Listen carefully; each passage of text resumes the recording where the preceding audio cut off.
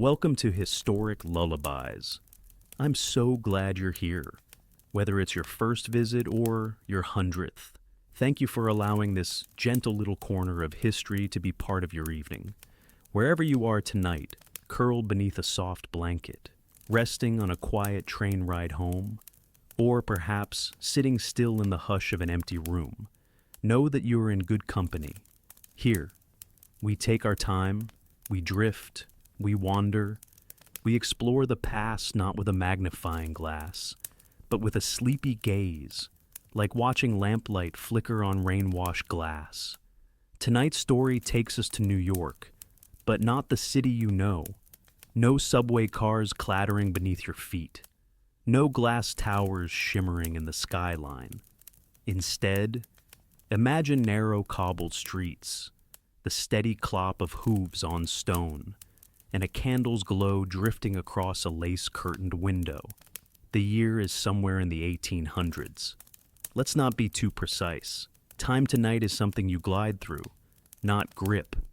Back then, luxury meant something very different. Not touchscreen phones or jet-set vacations, not even chocolate on a hotel pillow. No, luxury in 1800s. New York could be something as simple as clean socks, a cup of tea that stayed warm for longer than a few sips, or a fire in every room. I hope this story helps you relax, maybe even drift off to sleep. But be warned, there's always the chance it might be too charming, too curious, or too strange to let go of right away. If you do stay awake, you'll leave with a pocket full of delight, odd details, half-forgotten customs, and the quiet understanding that comfort is a moving target. Before we float too far into tonight's story, a gentle like or subscribe would mean a lot and helps Historic Lullabies keep growing quietly. And if you feel like sharing, let me know where you're listening from and what time it is there. I always find it wonderful to imagine all of us across different hours, slowly winding down together. So, let's begin. Take a deep breath, let your shoulders drop, and imagine stepping onto a quiet New York street, sometime around 1840 or so. It's just after sunset. The world smells like chimney smoke and fresh bread.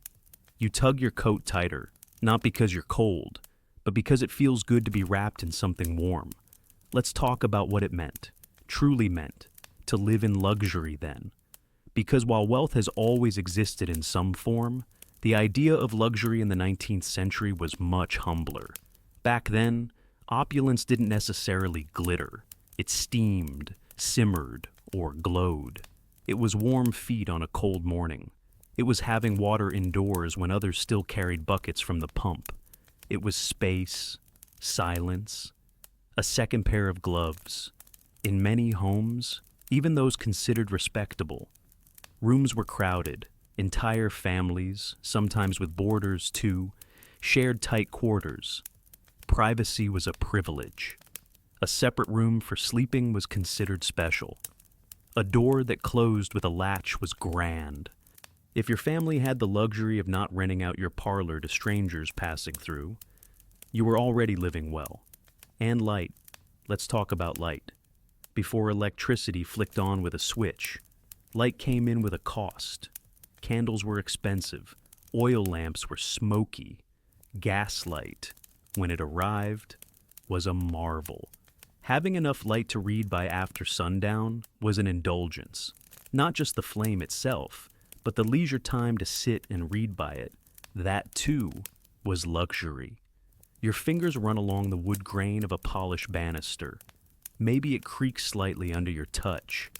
That house, 3 stories tall with a narrow staircase and a small pantry tucked beneath it, is proud.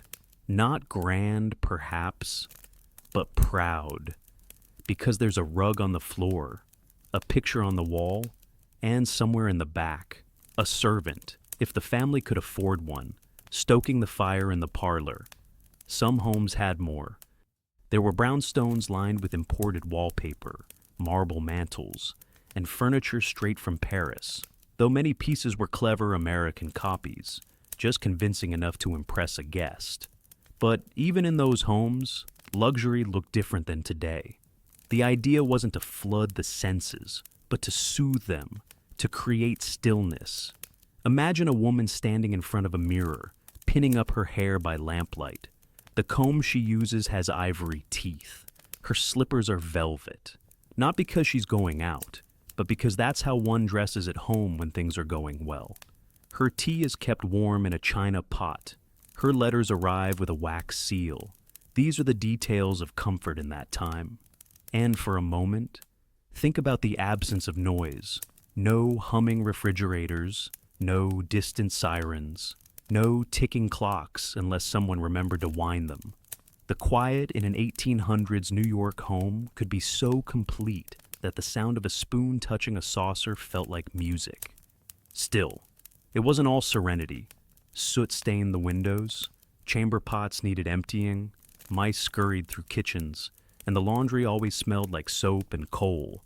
But nestled in the middle of that world were pockets of what people back then would call comfort, and we might call quaint or strange, or oddly lovely.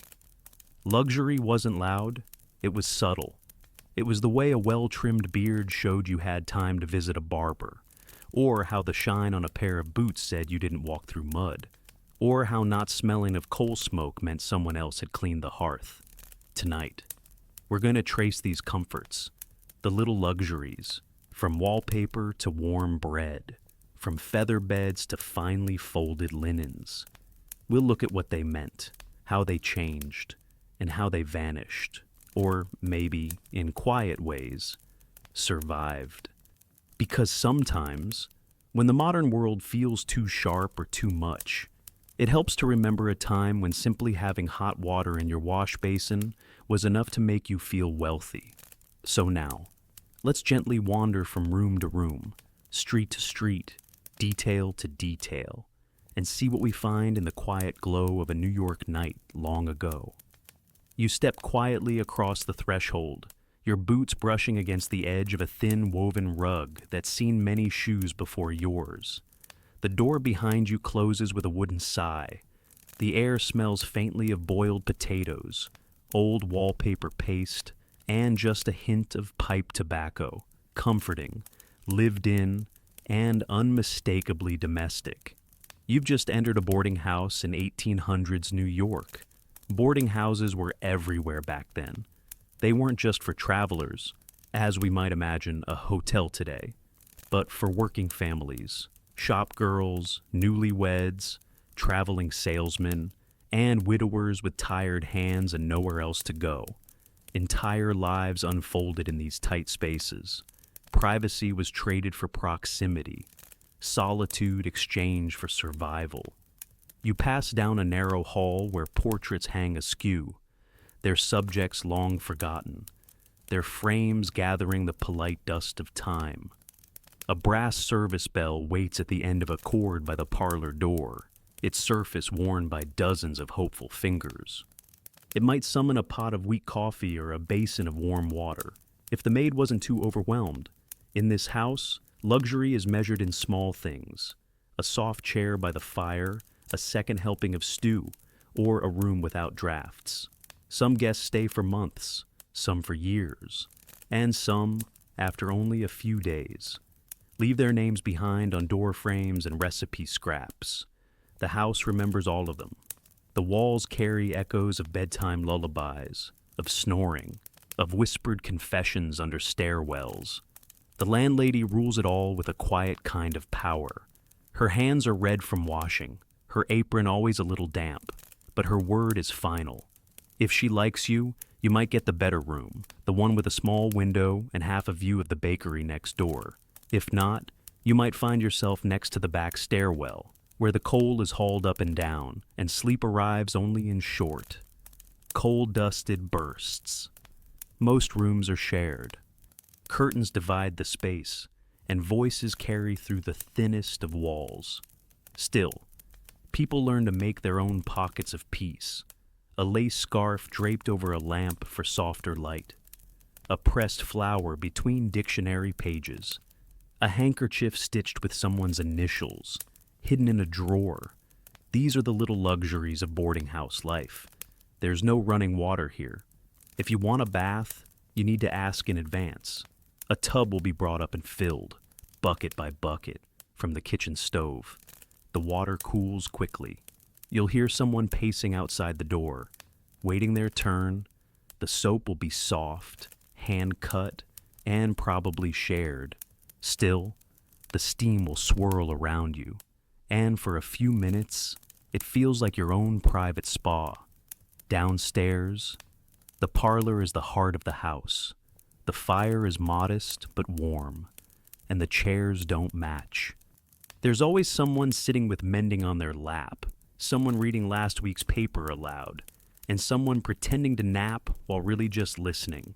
News travels fast through these rooms. Engagements, job losses, illness, a good sale on cabbage at the corner market. There's comfort in this closeness, even if it's sometimes exhausting. You might hear piano music too. A guest brought one years ago, and it's stayed ever since, although it's badly out of tune. The C sharp no longer sharpens. Still, someone always plays it, gently, on rainy days, especially rainy Sundays. That's when the entire house feels like it's breathing in unison, slowly, heavily, but together.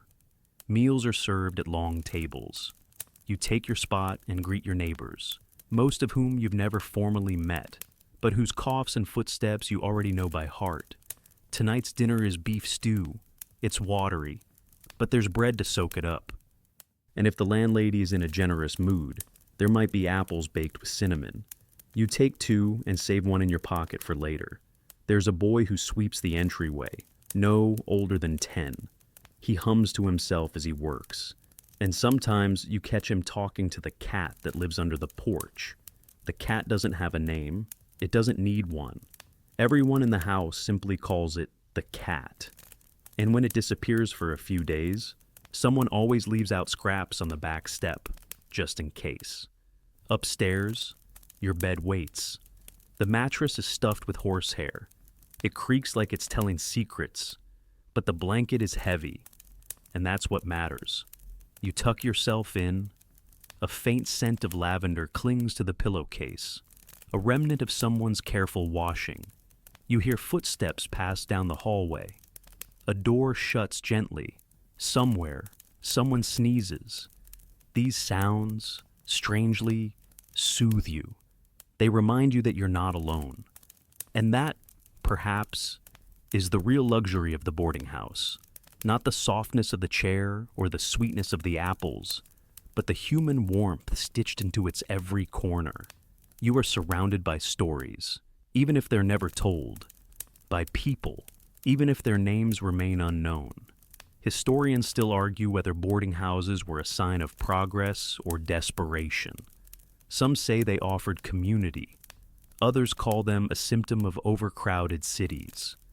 But tonight, as you rest in this imagined room with flickering shadows on the wall and a single candle glowing beside you, none of that matters.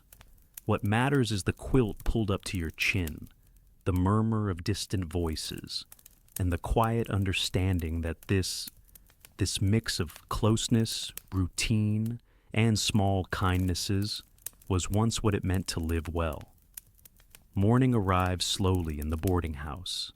Light slips through thin curtains like shy fingers pulling at a blanket, hesitant but persistent. You wake to the creaking of floorboards and the muted clatter of spoons against bowls downstairs. The air is still cool from the night, and you instinctively wrap your shawl around your shoulders before your feet ever touch the floor. Today is a bathing day. Or rather, you hope it will be. You descend the stairs with cautious optimism, avoiding the middle step that always groans under pressure, and find the landlady elbow deep in biscuit dough. She eyes you with a tired glance but nods toward the kitchen. Permission granted. That's the first step. You pass through the back hallway to the bathing room, or what passes for one, a narrow space, not quite large enough to stretch your arms, with a small window stuck closed by years of humidity and paint. A chipped porcelain tub leans against the far wall, empty and cold, awaiting buckets of water like a cup awaiting tea. Baths in 1800s. New York were not everyday affairs. They were events, negotiated, anticipated, even envied. Soap was precious, hot water a blessing, and privacy nearly mythical. In many homes, bathing happened once a week if you were fortunate, and less often if you weren't. For most people, keeping clean meant wiping down with a damp cloth and hoping for the best. But a real bath? That was indulgence. You hear the slow rhythm of the boy carrying water. One bucket at a time, drawn from the stove, steaming gently and sloshing just slightly with each step. He does not speak. He simply nods at you, his face red from the heat, his hands steady despite the weight. It will take at least 5 or 6 trips before the tub is full enough to use. And by the time it is, the first water will already be cooling. Still, you're grateful, you're lucky, and you don't take it for granted.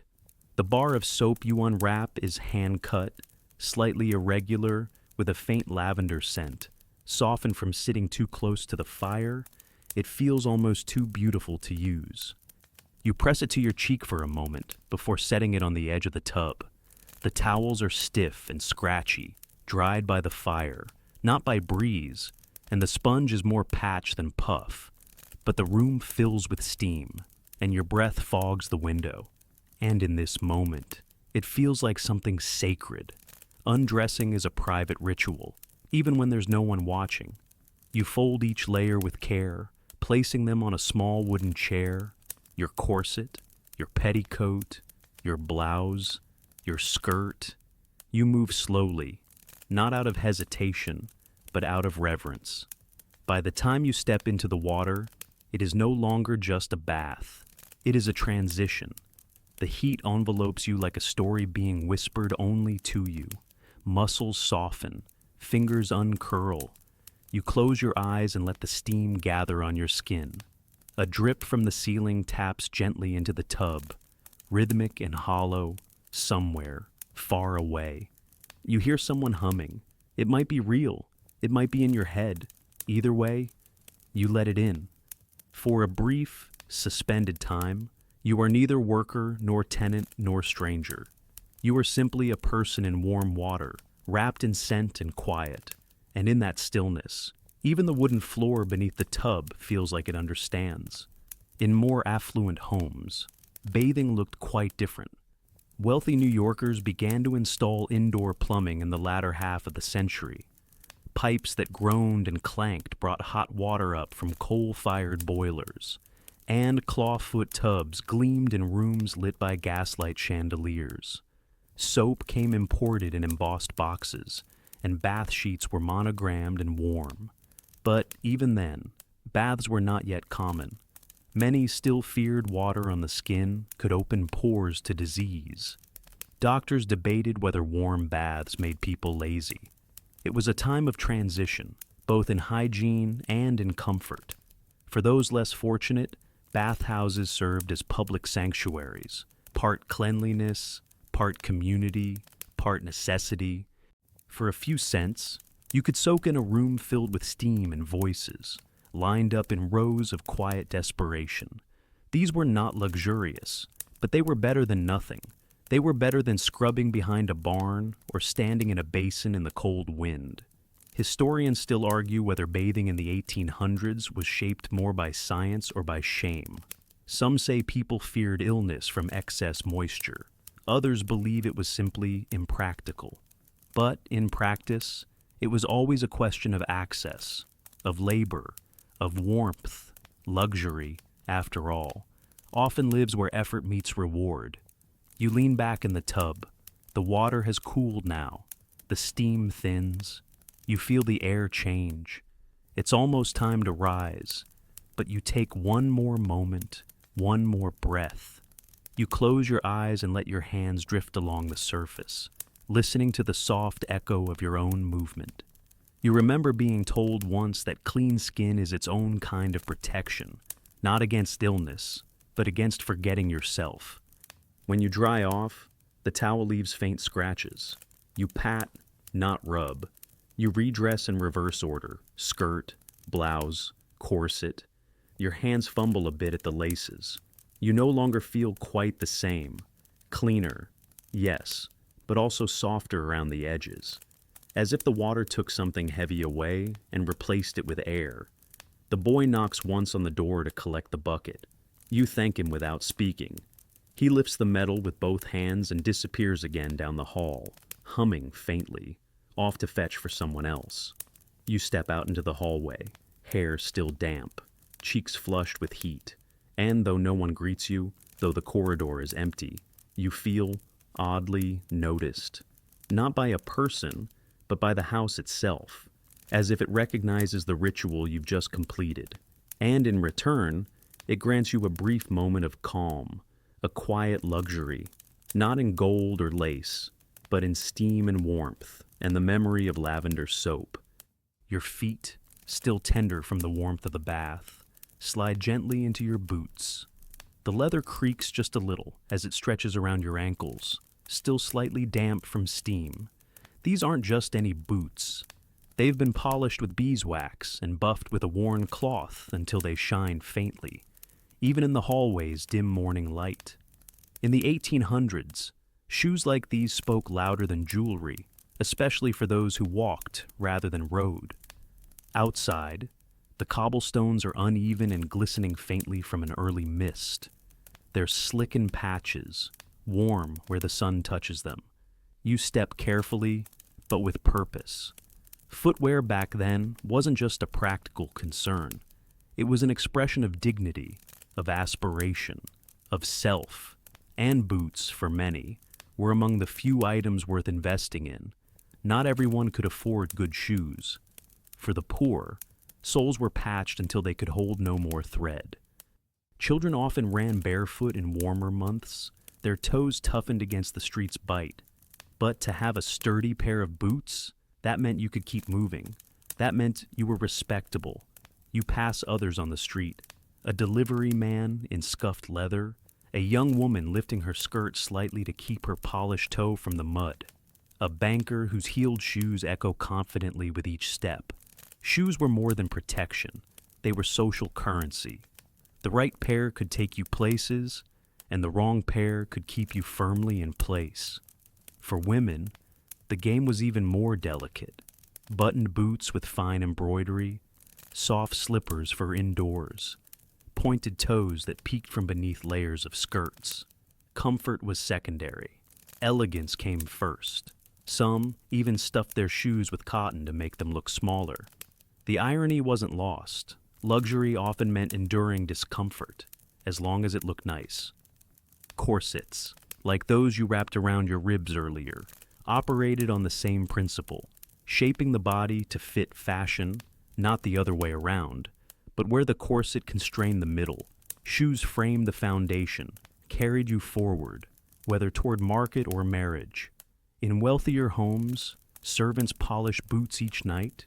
Wooden boot jacks waited by the fireplace to help with removal, and boot scrapers stood like little metal guards by the front steps. Entering a home with muddy shoes was a faux pas. It suggested not just messiness, but haste. Clean boots said you had time. And having time, well, that was luxury. You turn the corner into a busier street. Carts creak past, their wheels groaning beneath barrels of apples, cabbages, and occasionally live chickens. Children dart through alleyways. A woman sells ribbons and thread from a folding table. The city pulses softly beneath your feet, and you feel its rhythm through the soles of your shoes. You pass a cobbler's shop. The window fogs with the scent of leather and oil. Inside, rows of lasts, those wooden molds shaped like feet, hang like ghosts of steps not yet taken. The cobbler, a man with rounded shoulders and a perpetually furrowed brow, works in silence. He doesn't glance up, but his hands move like he's sewing rhythm itself into the stitching. Shoes weren't mass-produced yet. Each pair was its own story. You remember the first pair you ever had made? The measurement of your feet. The paper pattern cut just for you. The waiting. When you finally slipped them on, it felt like they had always known you. That memory lingers in the backs of your calves as you walk, more than leather. It's something like loyalty. Historians still argue whether the obsession with footwear in 1800s America came from European influence or a uniquely urban anxiety.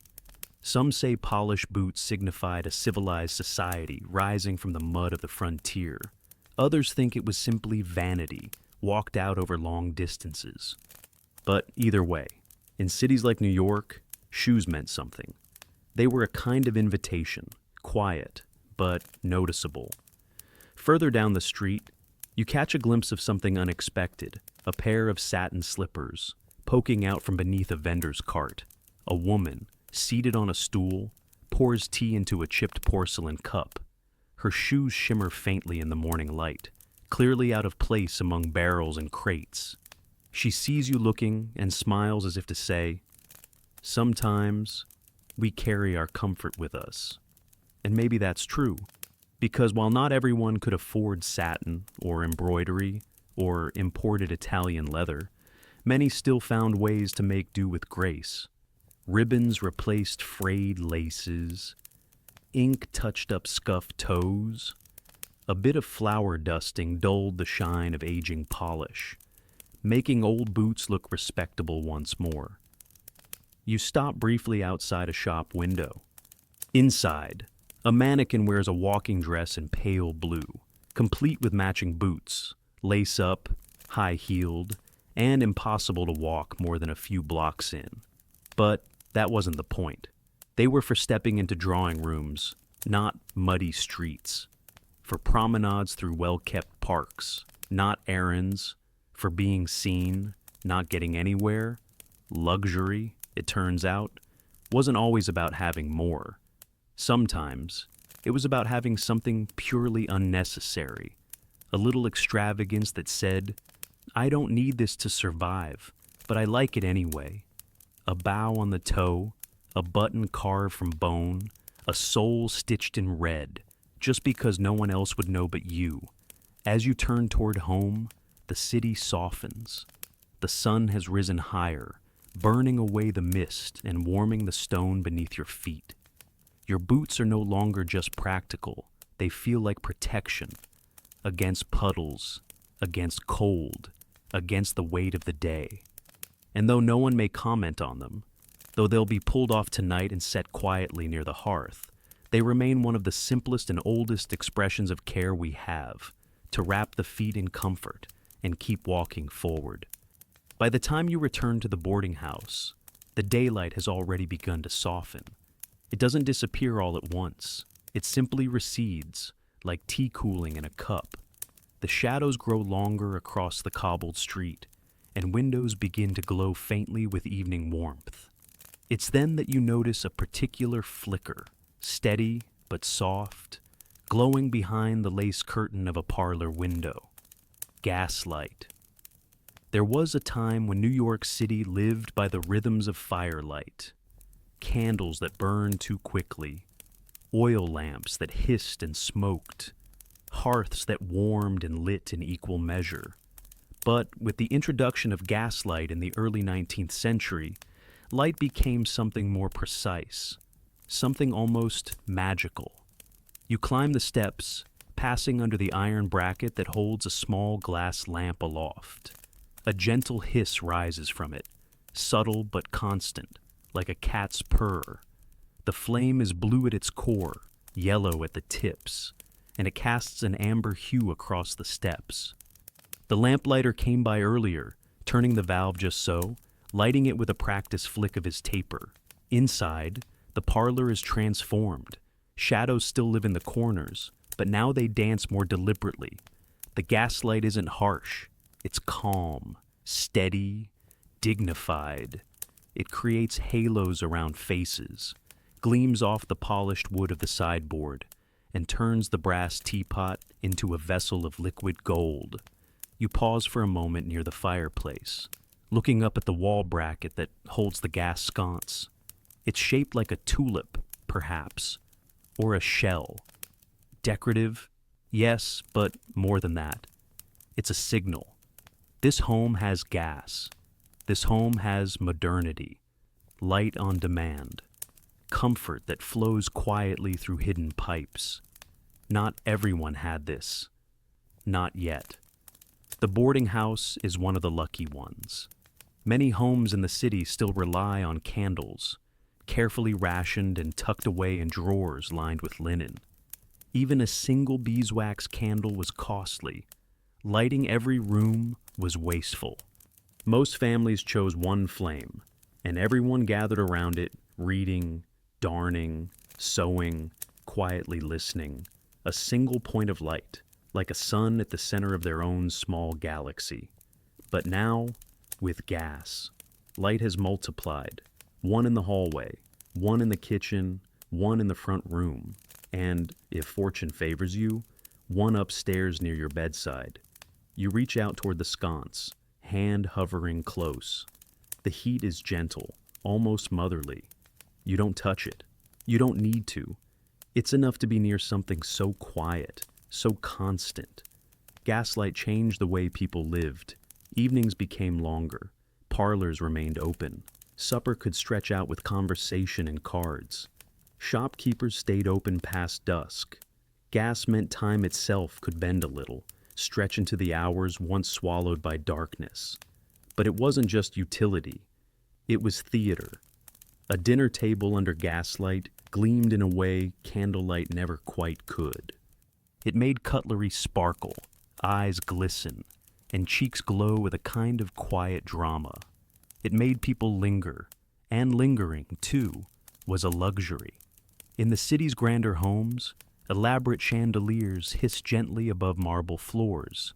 Each fixture had its own chain, its own key, its own tiny ritual. Servants were trained to light them in sequence. Guests whispered in awe. Mirrors doubled the glow. Everything shimmered. But there was danger, too. Pipes leaked. Valves failed. Entire homes had been lost to gas explosions, and some people remained wary. Others feared the unseen hand of carbon, creeping through their lungs at night. But for many, the risk was worth it. To live in light was to live ahead of one's time. To own a flickering globe that didn't need tending. It felt like freedom. You take a seat by the parlor window, its glass warming slightly from the nearby flame. Outside, the sky purples. The lamps along the street begin to dot the dusk one by one, as if someone is planting stars just for the city to walk beneath. The boy with the broom passes by outside, whistling a tune. The gaslight beside him glows steadily, casting a pool of warmth around his small frame. For a moment, it looks like he's carrying the light with him, like some tiny lantern bearer on a secret mission. Inside, conversation hums. A woman mends a torn hem. A man in a too small vest reads the paper aloud in a gravelly voice. You listen, not to the words, but to the rhythm, the rise and fall, the breath between paragraphs. The gaslight flickers once, gently, like it's sighing along. Historians still argue whether gaslight improved society or merely extended its exhaustion. Some say it gave workers more time to rest and families more hours together. Others claim it stole the night's rightful silence and fed the ever-growing hunger for productivity. But perhaps, as with most inventions, it simply changed the rules of what felt possible after dark. You rest your head against the chair back and close your eyes for a moment. The warmth on your cheeks, the faint scent of metal and coal, the hum of conversation, all of it blends into something soothing. You remember how it felt to live by firelight, even if you never did. Your bones remember, perhaps, some part of you older than memory. When you rise, the lamp hums beside you, still burning steadily, still offering its quiet luxury. You climb the stairs slowly, the shadows no longer deep enough to stumble through. You carry the light with you, not in your hands, but in your awareness, in the way the hallway no longer feels quite as empty. And as you open the door to your room, you smile, There, above the bureau, a single gas sconce burns softly. You didn't notice it before, but now it welcomes you back like a friend. You turn to it, not to adjust, not to inspect, but simply to acknowledge, to thank it, in your own quiet way, for making night feel less like absence and more like invitation. Outside your window, the gas sconce continues to burn gently, casting slow-moving shadows across the wall like silent puppets in a private play. From down the street, you hear it, soft at first, then more distinct, the unmistakable rhythm of horseshoes striking cobblestones. Clip-clop, clip-clop. The evening city becomes a stage for movement, and every passing carriage tells a story. You lift the curtain just a little. Below, a dark carriage glides by, pulled by a pair of dapple-gray horses whose manes shimmer faintly under the street lamp's glow. The wheels hum low as they roll over the uneven stones, and the driver, cloaked in wool, leans forward slightly, reins loose in hand. The passengers inside are hidden, silhouettes behind curtained glass, but you imagine them seated on plush cushions, fingers resting on polished wood, faces serene. In 1800s New York, carriages were not simply a mode of transportation. They were status in motion, a declaration made without a single word. Walking was for the poor, streetcars were for the masses, but a private carriage, that was movement with grace. And grace, in a city as crowded and restless as this one, was luxury in its rarest form. You remember the feel of a carriage seat, the way the leather held a bit of warmth from the last rider, the faint scent of wood polish and hay, the gentle bounce that made conversation feel rhythmic and thoughtful. The interiors were often lined with velvet, sometimes satin, always something soft enough to contrast with the hard city outside. If you were fortunate, you might ride beneath a fringe canopy, your boots tucked under a lap blanket embroidered with your family's initials. Not everyone owned one, of course. Most didn't. For the majority, riding in a carriage was an experience saved for special occasions, weddings, funerals, or a rare Sunday outing. But for those who could afford it, the carriage was an extension of the home, moving through the world like a private sitting room on wheels. Street life buzzed outside the carriage doors, but inside was a hush, a cushion of quiet. Even the clatter of hooves became gentle background music when heard from behind drawn curtains. Passengers could read, nap, or simply watch the city drift by, boys chasing dogs, women adjusting bonnets, merchants waving from shop doors.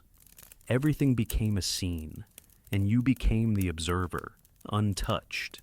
You imagine now the city as it was then, crisscrossed with wheels and hooves, with carriages of every shape and purpose, broughams for businessmen, phaetons for pleasure rides, landaus for the very rich.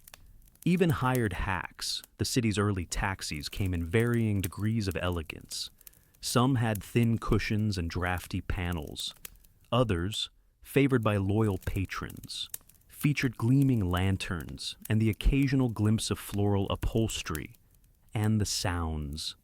Always the sounds, iron-rimmed wheels rattling over stone, harness buckles jingling softly, the subtle snort of a horse waiting for a signal. If you closed your eyes on a city corner, you could tell who was passing by just from the cadence of the clip-clops. Some trotted fast and sharp, urgent, others slow and heavy, leisurely, important. Horses had personalities, and so did their riders. You recall the etiquette, too. Carriages didn't stop just anywhere. A proper driver knew when to pull up and how long to wait. Too long, and he risked a reprimand. Too short, and the lady might wrinkle her gloves in frustration. Timing was part of the charm, and stepping out of a carriage with poise was an art form. Skirts to be lifted, hats to be adjusted, hands to be extended toward helpful gloved palms. For some women, simply being seen in a carriage was half the reason to own one. It was fashion on wheels. an unspoken introduction, an announcement that one had arrived in more ways than one. Inside your room now, you sit quietly, imagining the weight of a muff in your lap, the clink of buttons along your coat, the smell of horse and leather in early spring. Even if you never rode daily, even if the boarding house offered no carriage at all, the very idea of it held power, because to imagine movement without effort, without cold, without bustle, that was something rare. You think of the stables on the city's edge, where horses were brushed and fed, where wheels were oiled and carriages stored beneath haylofts.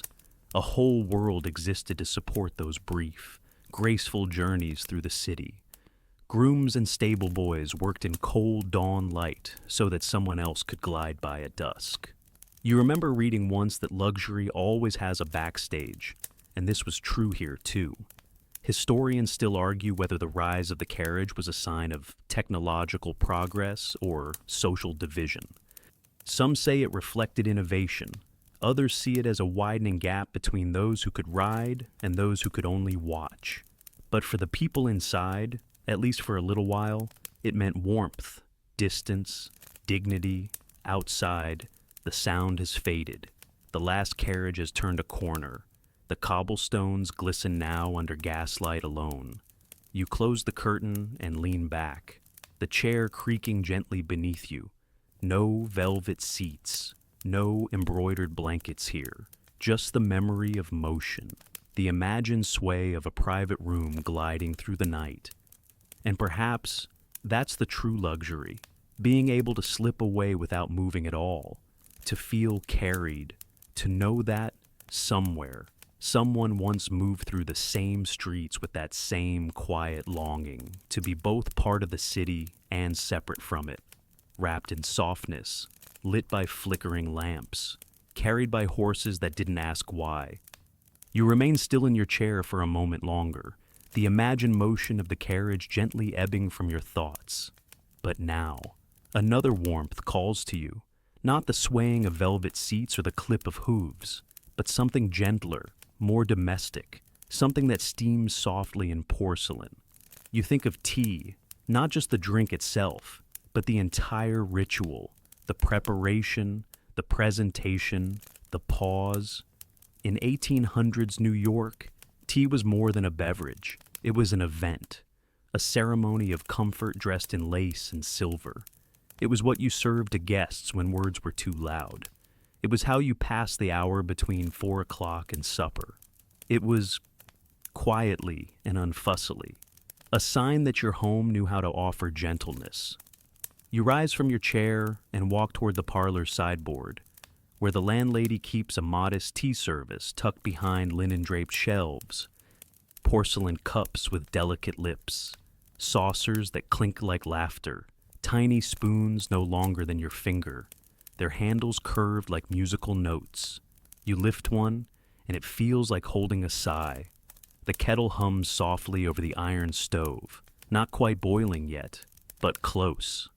There's a small jar of loose leaves beside it, nothing rare, just black tea with the faintest trace of citrus.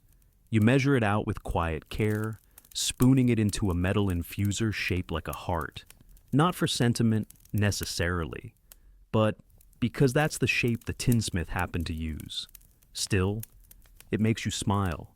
Water poured over tea leaves is a kind of magic.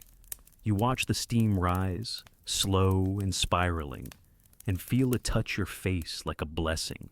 The color blooms, amber first, then deeper, almost like rusted honey. And in this light, under the whispering glow of gas, it glows. You set it aside to steep, just long enough for warmth to become flavor. The landlady joins you, carrying a small plate of buttered bread and jam. She doesn't speak. She doesn't need to. She places it beside your cup and disappears again into the quiet business of tending a house that's never truly still. You carry the tea to the small table by the window, the same one where you sat earlier, dreaming of horses and brass lanterns. Now it is a different kind of journey, still, but no less rich. You stir gently with your tiny spoon, the one with the twisted handle and the little chip at the base. A teaspoon, yes, but also a measure of patience, of time well spent. In well-appointed homes, tea was a performance. Silver trays, matching sets, sugar tongs, lemon wedges nestled beside curls of orange peel, servants moving like shadows to keep the pot full and the conversation light. There were rules: milk after tea, never before. 1 lump of sugar was polite, 2 was indulgent, 3 was excessive.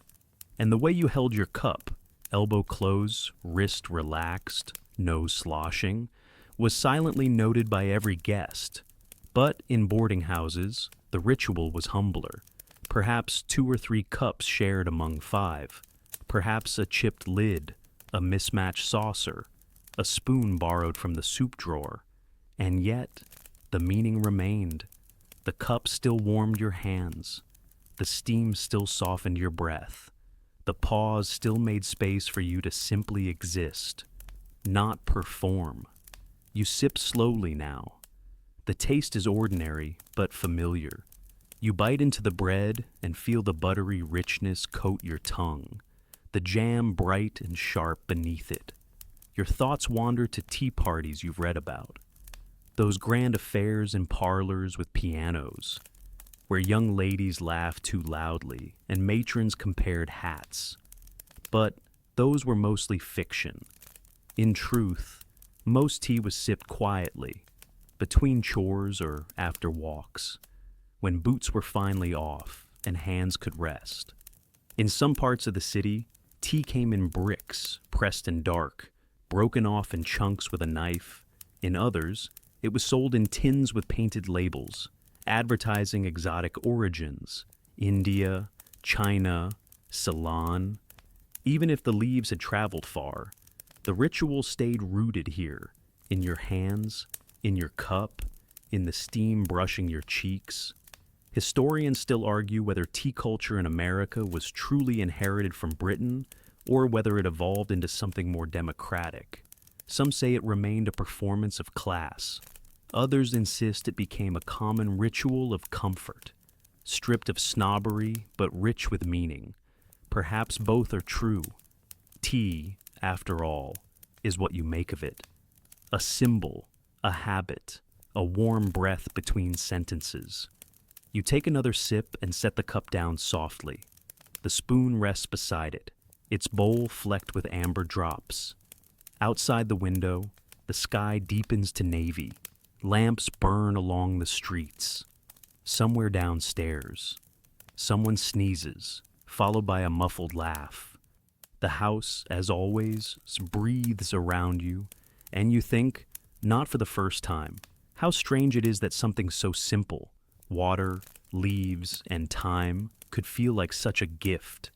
But that's the nature of true luxury, not loud, not grand, but quiet and perfectly timed. A cup of tea, still warm, a spoon, still clean, a window, still fogged with evening light. The last sip of tea lingers on your tongue as you set the cup gently back into its saucer. You watch the thin swirl of steam dissolve into the air, disappearing into shadows made golden by the gaslight. It is then that a different scent drifts into the room, soft, floral, and unmistakably deliberate. Not bread, not tea, something more curated, more intentional. You breathe in slowly. It's lavender with a whisper of rose, perhaps a touch of powder, too. Someone has refreshed themselves. In 1800s New York, scent was its own kind of elegance, a language of aroma. People didn't speak of it as openly as we might today, but it mattered. Perfume wasn't worn for romance so much as for respectability. A well-scented person signaled care, civility, and perhaps a small bit of mystery. And yet, perfumes then weren't the sprays or atomizers you might imagine. They were often oils dabbed gently behind ears, or sachets tucked discreetly into bodices and coat linings. They might be blended by hand at apothecaries, where the shelves smelled of violet root, citrus peel, and spices in canvas sacks. The experience of wearing perfume was personal, often private, and meant to linger, not announce. Powder, too, played its part. Not the stark white masks of previous centuries, but a gentler dusting, especially among women of the middle and upper classes. Rice powder or finely milled starch was applied with soft puffs to reduce shine and suggest calmness. Even when the day had been anything but, a powdered face was not just fashionable, it was composed. In a world where the heat and chaos of city life often showed on the skin, to look smooth and serene was its own quiet power. Across the room now, the source of the scent appears. A woman in a dark green dress, her sleeves slightly puffed, her collar starched just so. Her hair is pinned neatly, though a strand has slipped free and rests like a question mark against her cheek. She carries herself with poise, but not stiffness. She nods to you as she passes. The scent trails after her like a soft punctuation. You nod back, though no words pass between you. On the opposite end of the parlor, another scent emerges, sharper, more grounded. Pipe smoke. Someone has lit a bowl of tobacco near the hearth. It smells of cedar, clove, and faintly of leather. Masculine, perhaps, but not aggressive. In the low glow of the gaslight, you can just make out the man's face, a wiry beard, a relaxed mouth, eyes nearly closed as he exhales a slow curl of smoke toward the ceiling. Pipe tobacco in the 1800s was not just a habit, but a ritual. Pipes were carved from cherry wood, meerschaum, and sometimes even clay, their shapes as unique as their owners. Lighting one was a process, tapping, tamping, striking a match, and coaxing the flame just so. The smell it released became part of the room's character, woven into the curtains, the upholstery, and the very floorboards. Sometimes, these scents clashed, rose and ash, lavender and soot, but more often, they mingled, a quiet dance of presence and absence, comfort and distinction. In boarding houses like this one, you could often tell who had entered a room not by the sound of their steps, but by the scent they carried in behind them. In wealthier homes, scent was even more pronounced. Pomanders, small, perforated orbs filled with cloves, herbs, and resin, were hung in entryways or tucked into drawers. Potpourri sat in decorative bowls, refreshed with dried petals and citrus peel. Soap itself was perfumed, shaped into seashells or pressed with floral molds. A guest towel might carry the faint breath of orange blossom. A bed pillow might whisper rose. But not all scents were sweet. The city itself was a blend of horse and hay, coal and damp stone. Luxury was often a battle against the background noise of odor. To smell pleasant in a city that often didn't was a small triumph. To carry a pocket sachet in your coat, to wash your hands in water steeped with lemon rind. These were not just hygienic, they were hopeful. Historians still argue whether scent played a larger social role than fashion in this era. Some claim a person's aroma carried more weight in first impressions than their clothing. Others say that perfumes and powders were merely accessories to wealth. But all seem to agree on one thing. In a time when the world was messier, smell mattered. You inhale again, and the scent settled gently around you like layers of memory. There's something grounding in it all. Scent holds time differently. It doesn't follow rules. One whiff, and you're transported to a garden, a hearth, a crowded street, or a quiet parlor filled with strangers and flickering light. The woman in the green dress has now taken a seat by the window, a book open in her lap. She reads, but glances up occasionally as if listening for something. The man with the pipe leans back, his smoke now barely visible against the ceiling. No one speaks. The air between them, and between you, is filled with fragrance and flicker and thought. You think of your own small bottle of scent upstairs. It sits on the bureau, wrapped in a faded handkerchief. You use it sparingly, not out of thrift, but out of reverence. Because some scents are not for every day. They are for moments, quiet, special, forgotten until they are remembered. As the gaslight hums above, you realize the parlor has grown even warmer, not from heat, necessarily, but from presence. From these overlapping notes of lavender, lemon, smoke, and starch. From the invisible symphony of choices, what to wear, what to dab, what to light, that each person carries like a signature. And just as taste begins with a sip and sound begins with a word, scent begins with nothing more than a breath. You take one now, slow, steady, full of presence. And in that moment, the entire room becomes a kind of perfume, rich, layered, fleeting, a luxury you didn't know you were living inside. The parlor grows quieter now, the weight of the evening settling gently like dust on the windowsills. The flicker of gaslight casts soft halos on the walls, and the smoke from the pipe has dwindled to a faded ribbon, caught in the curtains before vanishing completely. You sit still, breath full of lavender and ash, when you notice a different presence in the room, not scent, not sound, but something living, something green, near the corner window, where the glass fogs faintly with the cold, stands a tall potted fern. Its fronds curl outward like unfurling letters from an old friend, tender and deliberate. At first glance, it seems modest, but the more you look, the more you see. The ornate ceramic pot trimmed with painted ivy, the glistening of moisture at the base of the leaves, the delicate wooden stand built to catch the light just so. You're looking at luxury, quiet, leafy, breathing luxury. In 1800s New York, to own a healthy, thriving indoor plant was not simply a matter of taste. It was a statement, a sign of refinement, of gentility, of time, because a plant, unlike a vase or a teacup, needed tending. It required light, patience, and an attentiveness that only those with some margin in their day could afford.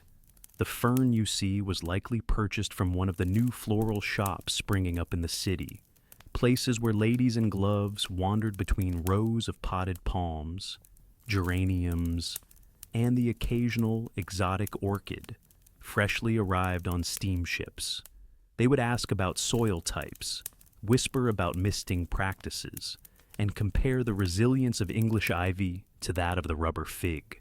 And when the plant was brought home, it would be given a place of honor, often in the parlor, always where visitors could see it, not just to admire the greenery, but to admire the life it represented.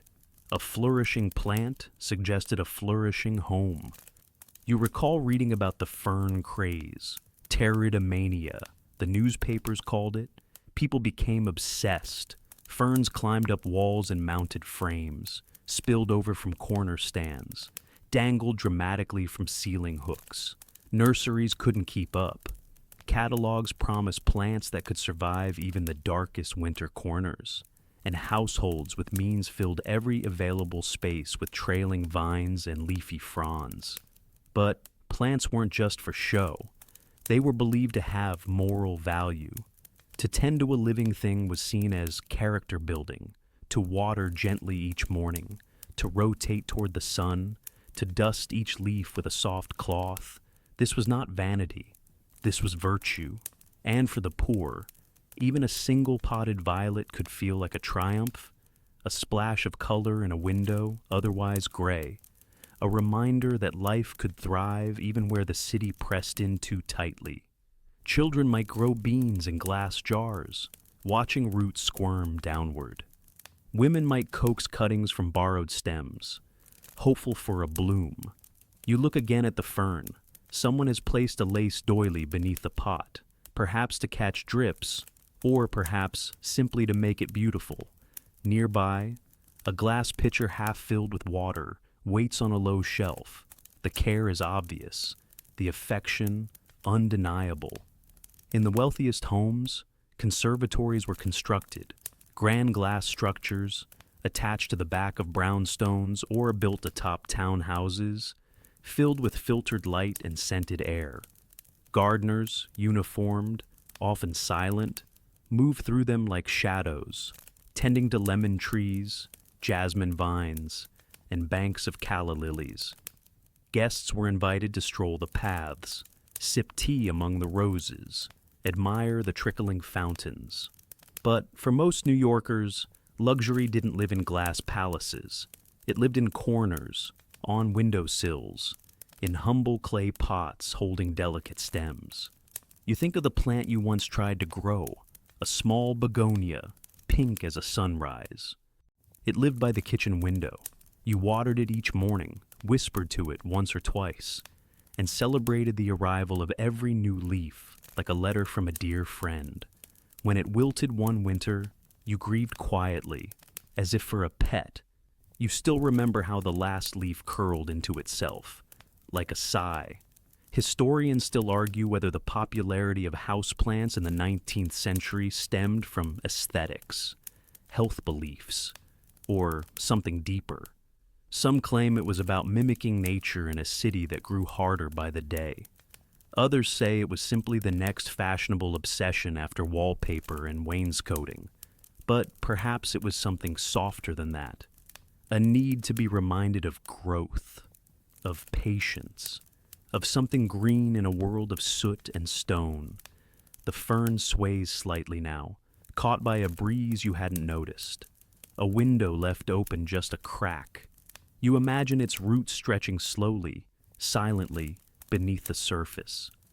You imagine the person who watered it last, how they must have bent low, careful not to spill, how they checked the tips for signs of brown. You wonder if they spoke to it. You like to think they did. In the stillness, the plant seems to breathe with you. Inhale, exhale. The parlor holds its silence not with emptiness, but with fullness of sense, of stories, of life quietly rooted in place. You stand and step closer. The ceramic pot is cool beneath your fingertips. A drop of water clings to the rim. You could touch the leaf, but you don't. You only look, you only breathe. And in that small exchange, unspoken, unseen, you understand something that no catalog ever promised, that in a time before electric light, before radiators, before indoor plumbing was common, to nurture a single green thing was to say, here, in this home, life is welcome. You step away from the fern with a new kind of stillness inside you, as if its quiet patience has folded into your breath. The parlor behind you murmurs faintly with the rustling of skirts, the soft thud of a book being closed, and the familiar whisper of slippers moving across a rug. It's easy to forget, in these quiet moments, that there are people who keep this house in motion, not the guests, but the ones who move through it like shadows, the caretakers, the workers, the ones who lift, polish, pour, and smooth, all while staying mostly unseen. You glance toward the back hall, where a door swings shut with barely a sound. Someone has just passed through. A maid, perhaps, balancing a silver tray. On it, a teacup, a sugar bowl, a small cloth folded into a triangle. Her shoes make no sound on the floor. Her presence is careful, trained, soft-edged. She is doing what many in her position have done for decades, keeping the illusion of effortless comfort alive. In 1800s New York, to have a servant was not merely a convenience, it was a marker, a declaration. Homes with help, even just one maid of all work, were seen as successful. It didn't matter how small the house was, or how modest the furnishings. If someone else was there to make your bed, clean your boots, and prepare your meals, you had already climbed several rungs above hardship. But the lives of these servants were far from luxurious. They rose before the sun, often before the family stirred. Breakfast fires had to be lit. water hauled, floors swept. By the time the first tray was placed before a sleepy guest, hours of labor had already passed quietly behind the walls. You think now of the girl who brings fresh linens each Tuesday. She never speaks more than a polite greeting, never stays long, but the sheets she carries are always perfectly folded, and they smell faintly of starch and lavender. She might live in the attic, or just down the alley, or maybe she walks in each morning from a boarding house of her own. You've never asked, but you always nod when you see her. It feels like a small offering, a quiet thank you. Servants in wealthier homes were often numerous and precisely arranged. There was a butler to oversee everything, a cook to manage the kitchen, a parlor maid, a nursemaid, a scullery maid, a coachman, and sometimes even a lady's companion, more gentlewoman than staff, but still part of the household machine. Each had a role, each had a uniform, spoken or unspoken. The hierarchy was rigid, and the expectations even more so. They worked long hours, with few days off and little privacy. Often their quarters were small, tucked into back stairwells or above kitchens. Meals were eaten quickly, duties performed with invisible efficiency. To be seen but not noticed, that was the art. And yet, within that structure, pride existed, a perfectly set table, a polished brass doorknob, a fire lit just before the room turned cold. These tasks, though menial in description, were often carried out with an elegance that came from mastery. To know exactly how hot the tea should be, to fluff a pillow just enough, to walk without creaking a floorboard. These were not just chores, they were skills. And to perform them well was to hold a kind of power, however quiet.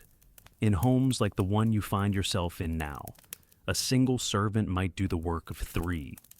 The landlady, too, might serve as both hostess and housekeeper. There is no grandeur here, but there is structure. Meals arrive on time, beds are turned down, boots are arranged neatly by the door. Someone has memorized your tea preferences. Someone has already drawn the bath before you've thought to ask. Historians still argue whether the servant class of the 19th century found dignity in their work or were simply denied other options. Some point to journals and letters that reveal pride and purpose. Others cite the grueling hours, the meager pay, the lack of choice. But, like most truths, it is likely both. Service, at its best, was an art of care. At its worst, a necessity pressed hard against the will. You hear the faint click of porcelain now. The maid has returned, collecting the empty cup from your table. She does not interrupt. Her hands are steady, her apron spotless. She moves with such practiced grace that, for a moment, you forget she's even there. But as she turns to go, she glances your way, and in that glance is something both ancient and modern. The acknowledgement of another person's presence, quiet, brief, but real. You wonder what her schedule looks like. Does she have a moment to herself in the early afternoon, when the guests have gone out and the kitchen is cool? Does she sit on the back steps with a tin cup of tea, letting her shoulders drop just once before the next task calls her name? In grander homes, it was said that a guest should never see the work, only the result. Fresh towels, warm bread, a vase of flowers that seems to refill itself. But here, in this more modest place, the rhythm of the household is visible if you care to notice. A shadow passing behind a curtain, the hush of footsteps in the hallway, the door that swings shut without a creak because someone oiled it that morning. And in these details, the real luxury reveals itself, not in wealth or extravagance, but in the presence of people who have built their days around, anticipating what others might need. It's not a service of subservience. It's a choreography, a delicate dance of timing and touch. You look down now and see the silver spoon beside your cup, wiped clean and resting precisely at an angle, not just set down, but placed with intention, the kind of detail that takes a second to do, but years to master. A servant did that. Someone who knows the weight of a spoon, the pattern of your habits, the value of getting small things right. The parlor is quiet again. The maid has disappeared, as always, before the next moment begins. But her presence lingers, not in footsteps or words, but in the soft order she leaves behind. You lean back again, letting your eyes wander across the tidy parlor, now quietly refreshed. The faint clink of the silver spoon still echoes in your memory, as if the room itself has acknowledged it. But your body begins to ache, not painfully, but with the slow heaviness of a day well observed. And as your thoughts drift upward, you think not of feather dusters or folded napkins, but of beds. Not just the one upstairs, with its creaking frame and faint lavender scent. No. Your mind wanders further, to the idea of a bed beyond home. A bed not prepared by a housemaid or by your own tired hands. A bed made by strangers, waiting for you in the warm hush of a hotel hallway. In 1800s, New York, hotels were more than a place to sleep.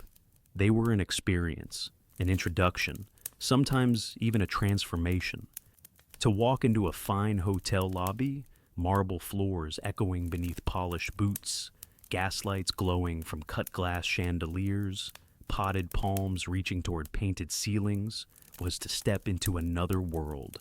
And for those who couldn't afford such things at home, this temporary opulence was a kind of permission to feel wealthy, if only for a night. You picture yourself there, passing through the great revolving door of the Astor House or the Fifth Avenue Hotel. A porter tips his hat. The desk clerk offers a key that gleams like a promise. There's something sacred in that moment, when the latch clicks open and you push the door to your room. Inside, everything is quiet and ready. The curtains have been drawn, the fire has been laid, and there, like a reward, waits the bed. Hotel beds were their own kind of legend.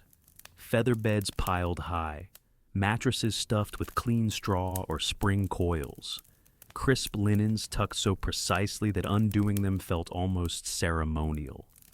You'd sit on the edge first, testing, then lie back slowly, as if lowering yourself into a cloud with corners.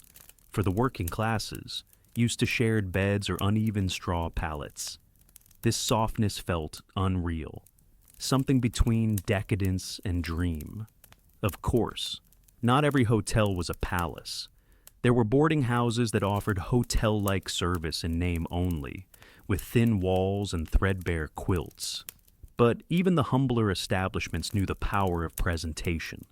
A small soap wrapped in paper, a towel folded just so, a pitcher of water beside the wash basin. These touches, while modest, hinted at care, and care, as always, was the true measure of comfort.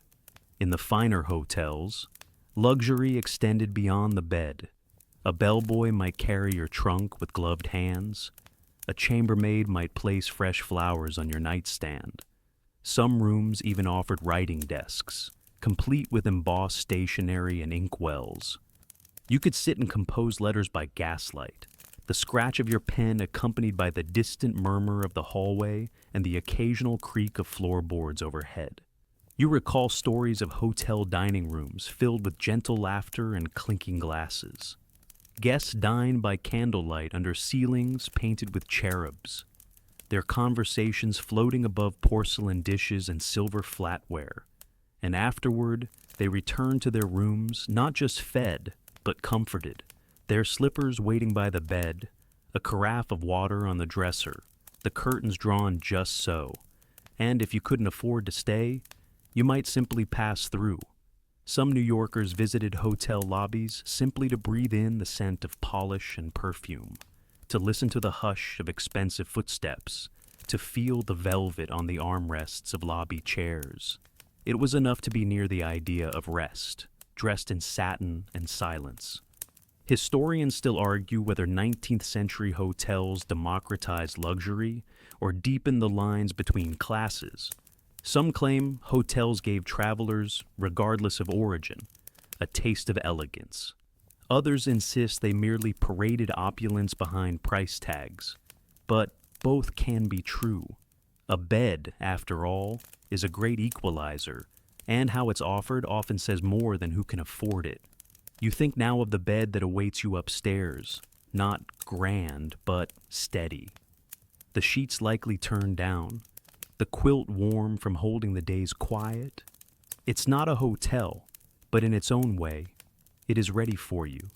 Still, the thought of a hotel hallway lingers, of slippers placed just right, of someone else smoothing the final wrinkle from the blanket before leaving without a sound.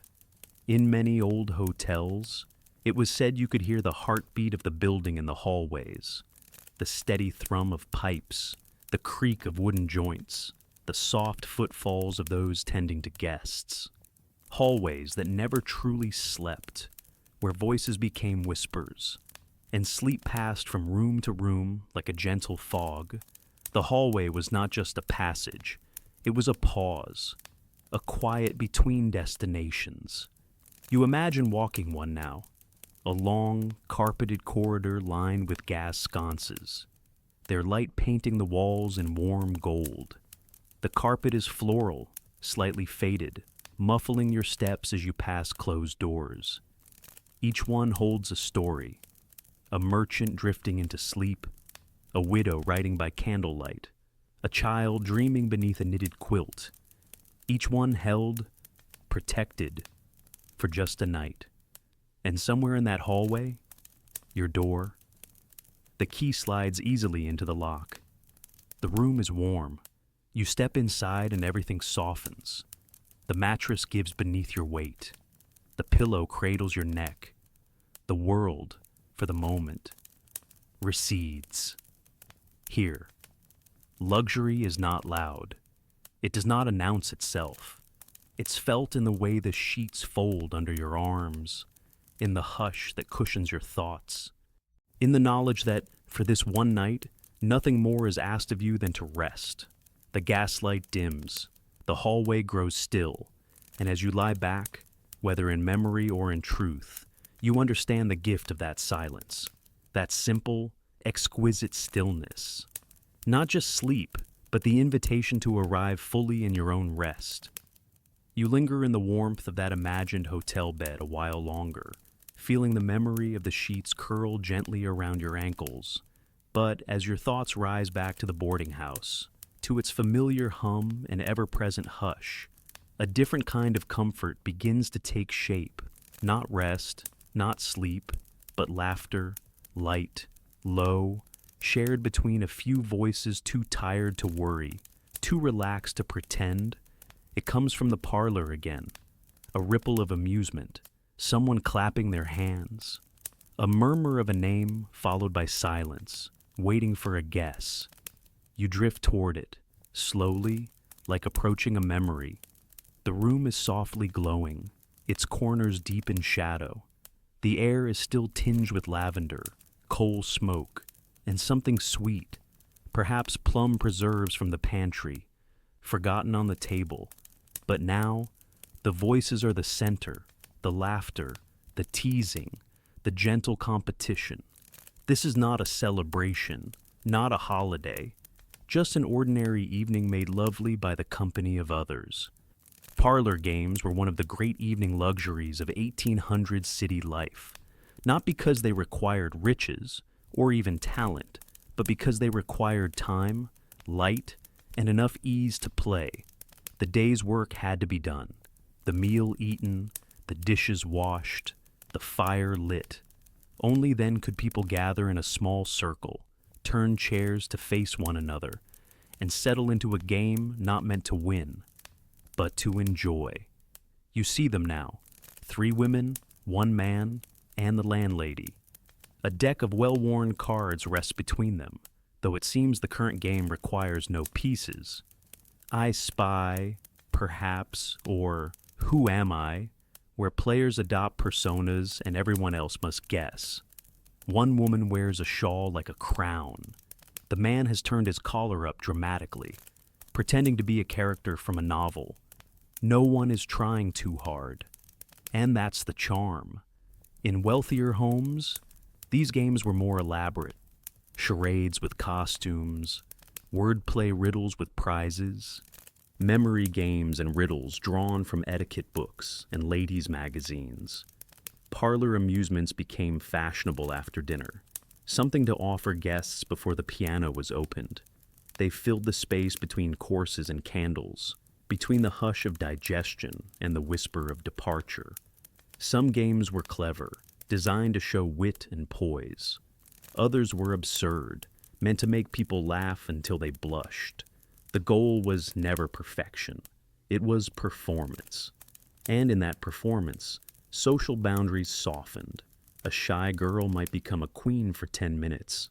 A quiet boy might deliver a joke no one expected.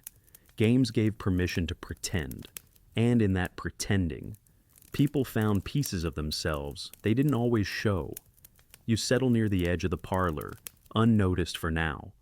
A cat curls on a windowsill, half asleep but listening. The piano lid is closed, its polished surface reflecting the gaslight like still water. You can almost hear the notes waiting beneath it, stored in silence.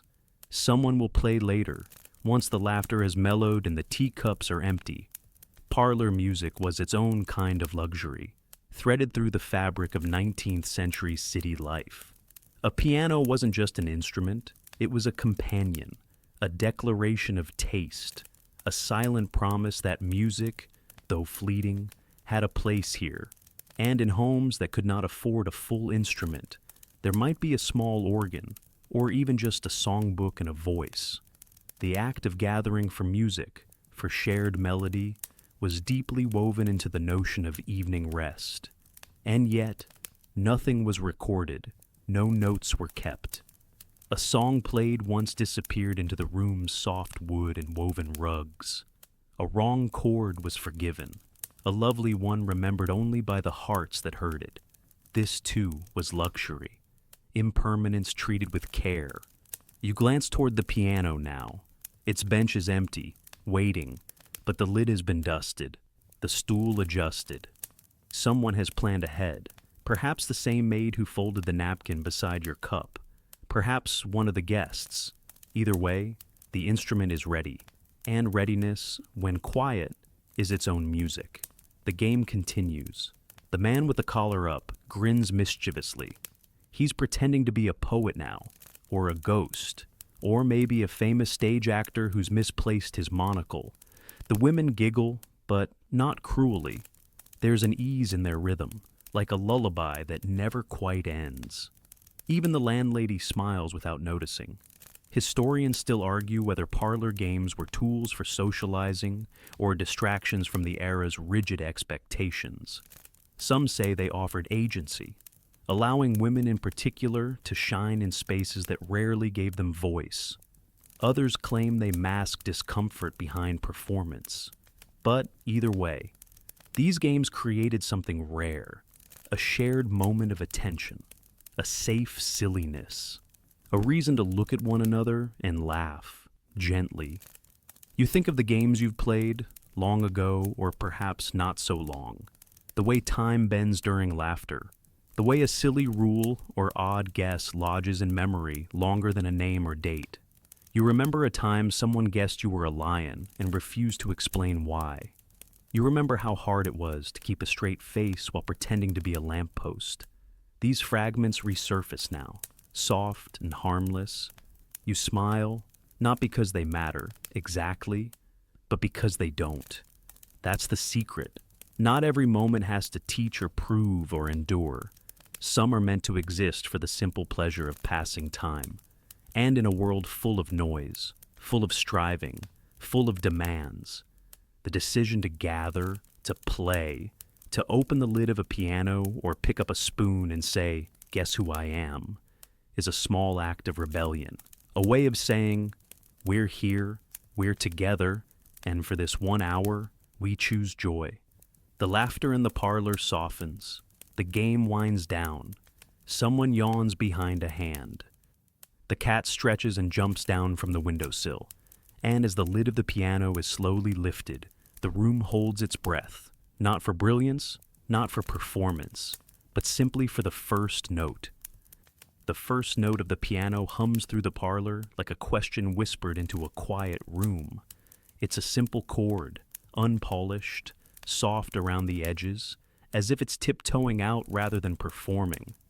A few heads turn, conversation drops into silence. Not because anyone demands it, but because the music, by its very nature, draws attention without trying. The player doesn't announce herself. She plays as though she has always been part of the furniture, waiting, listening, and now, finally, speaking. And while the music floats through the room, your gaze drifts, not to the player's hands, not to the polished keys, but to the walls. There, glowing gently under the gas sconces, is the wallpaper, cream with pale gold fleur-de-lis. A pattern both floral and formal, neither bold nor plain. It wraps the room like a silk glove, not tight but just fitted enough to remind you that this space was meant to be seen, to be admired, and perhaps most importantly, to be remembered. In 1800s New York, wallpaper wasn't just decoration, it was a declaration. Paint could be plain, but wallpaper had personality. It carried the voice of the house. It suggested refinement, taste, and a certain level of financial confidence. To paper your walls was to say, I care what you see when you look at me. Not every family could afford it. Quality wallpaper, especially imported varieties with intricate designs, was a luxury, sometimes passed over in favor of necessities like coal or winter boots. But for those who could manage it, even a single papered wall behind a parlor mirror was enough to impress. And impressions, in homes both grand and modest, carried a special kind of currency. You run your eyes along the wall, tracing the repeating pattern. The edges are slightly faded, softened by time and candle soot, but it still holds its form, still stretches confidently across the room, wrapping around corners like the final lines of a handwritten letter. Near the baseboards, the pattern ripples slightly, bubbles where steam from the kitchen has lifted the glue. Imperfect, but lovely. Human. You imagine the day it was installed, the paper hanger arriving with long rolls strapped to his back, a bucket of paste mixed with flour and water, the smell of starch and damp linen. He would have worked carefully, matching the seams, smoothing the air from beneath the surface with broad hands and a horsehair brush. And all the while, the lady of the house would hover just behind him, half holding her breath, praying each panel would land straight. Some families chose floral motifs, roses and vines cascading across the walls in soft curls.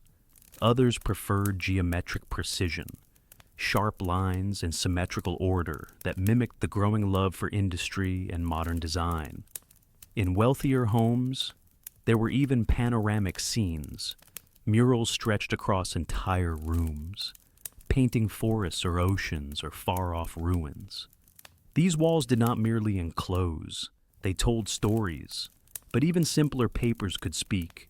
Blue stripes for calm, burgundy damask for warmth, pale green medallions for charm. Color was everything, and choosing it, in an age before Pinterest and paint swatches, was an act of courage. Of course, not all wallpaper was purchased new.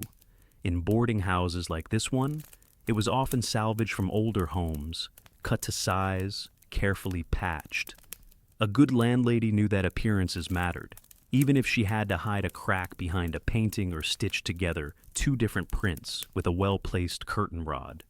You glance around now and notice the details that reveal this gentle patchwork. A seam near the window where the fleur-de-lis no longer quite match.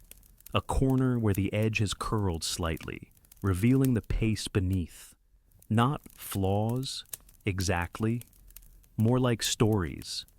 Proof that this room, like the people in it, has aged with purpose. The piano continues. The player has found her rhythm now, a soft waltz, familiar and slow. Her fingers hesitate slightly on each repeat, as though remembering something forgotten, then quickly recovered.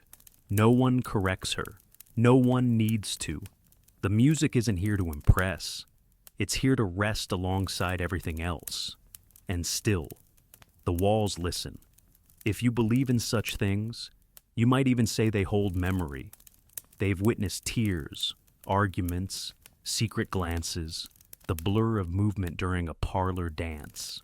They've echoed with applause after a child's first song, absorbed the quiet of an unsent letter. They remember the scent of lilacs in spring and the burn of coal in January. Historians still argue whether the 19th century obsession with wallpaper reflected the desire for domestic refinement or a deeper need to create boundaries in a fast-growing city. Some suggest that pattern brought peace, a way to order the chaos just beyond the window. Others claim wallpaper was a symbol of borrowed status, a thin veil over the truth of one's means. Perhaps both are true. A wall is, after all, both barrier and canvas. You think of the rooms you visited in your life, the ones that stayed with you.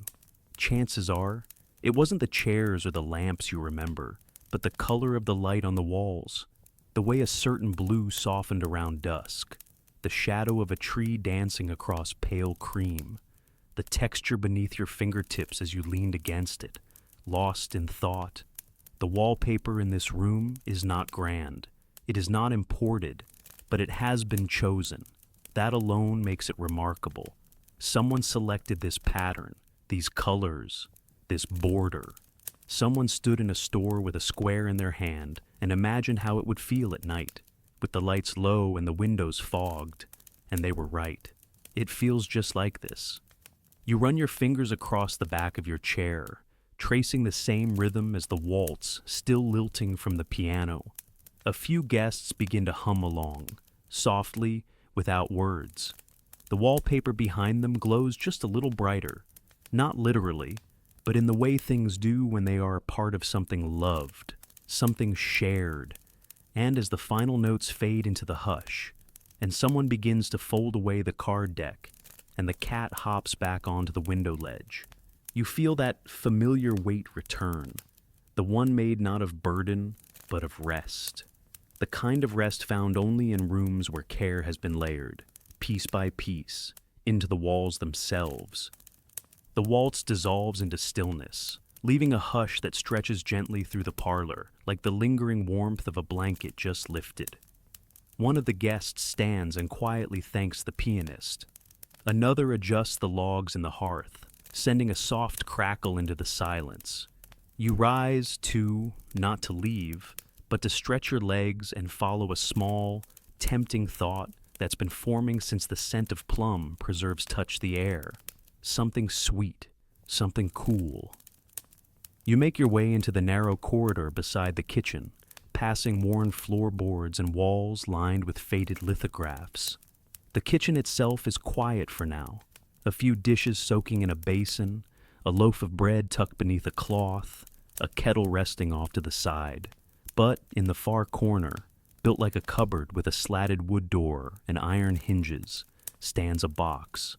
And in that box, beneath folded towels and careful layers of straw, hides a rare treasure of 19th century urban luxury, coldness, the icebox. It hums with a kind of dignity, though it makes no sound. You open it slowly, half expecting a creak, but the hinges are well oiled.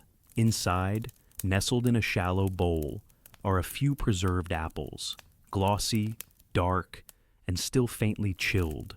You lift one to your cheek, and the touch is startling, cool, crisp, out of place, and for that very reason, extraordinary. In 1800s New York, ice was not simply a convenience. It was magic, harvested in winter from frozen rivers and lakes, most famously the Hudson. It was sawn into enormous blocks, stacked like treasure in ice houses insulated with sawdust, and carefully transported through the spring and summer by horse-drawn wagons.